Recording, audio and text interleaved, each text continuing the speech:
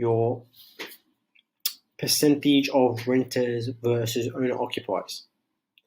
Now, when we're looking into a market, we don't want more, we don't have a dominance of renters in a particular market, because that means there's more investors than owner-occupiers. And what I mean by that, because an owner-occupier will look after the house, where investor will it's purely for investment. So a lot of the investment properties can be a bit run down, a bit not shabby. So we want to be looking at more owner-occupiers in a particular market. And I'll look at a suburb rate of no more than 40%. Anything starts to go over more than 40%, it starts to outstrip. It starts to outstrip your demand for, your capital growth starts to drop. So you want to make sure that this market is not dominated by investors. And you don't want it to, as well, to be dominated by owner-occupiers, where, you got 10% or less of investors in a particular market, or renters, I should say, because then that can be a downfall as well. Doesn't mean there's no desirability. Not many people want to rent there. It's more of affordable. It's very, very, very affordable market. And there's a lot of owner-occupiers. So you got to have this. It's a counterweight thing. It's a pendulum, like a seesaw. Like I got in this little picture here. It's like a little seesaw. So you got to have a balance. Now, once I look at a location and I say, okay, there's 40% of renters in a particular market, let's go by a street level. Now, I don't want more than 30% in a street level. And this is where you got to start looking at data, and you start to look at programs. Some of these programs you actually have to pay for to look at street level data. But I guess this is something why, using that data, or that, those programs will help you. And they are costly, some of these programs, your CoreLogics and your, DHR data, and, even your ABS data. You can even get this for free as well for ABS, but you can't get it to a street level. Now, what's super important, what we want to make sure of, we want to make sure as well it's 30% or less in the street of renters in a particular street. But as well, when we're looking at a suburb level, and let's just say, for example, there's 80% of renters, or 70%, for example, because I've got a very good analogy example here. Look at Bondi. It's 70% of renters in Bondi. A lot of those people are renting in the apartment market.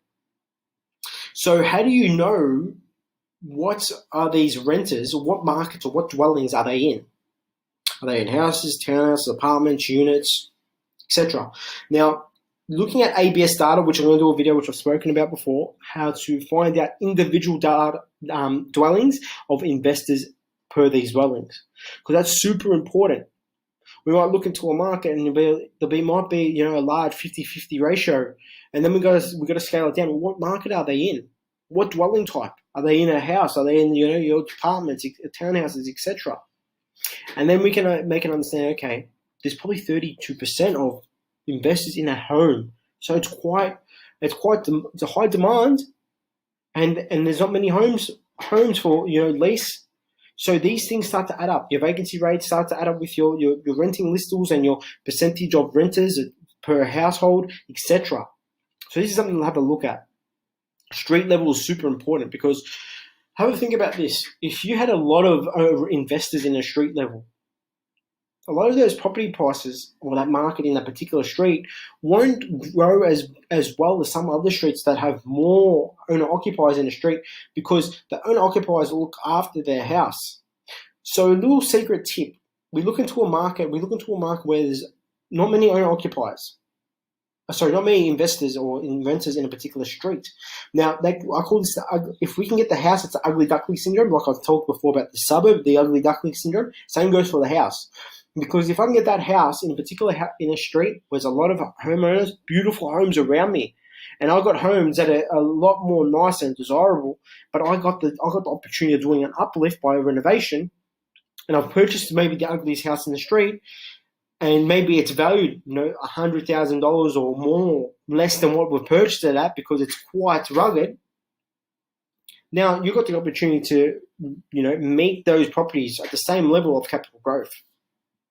So this is something that we want to keep our eyes on, something that we look at as a secret weapon to get us in there, to help us make a great decision, understand, okay, there's less renters in this street, and it gives us the opportunity to uplift the property or forced appreciation, which I've talked about before.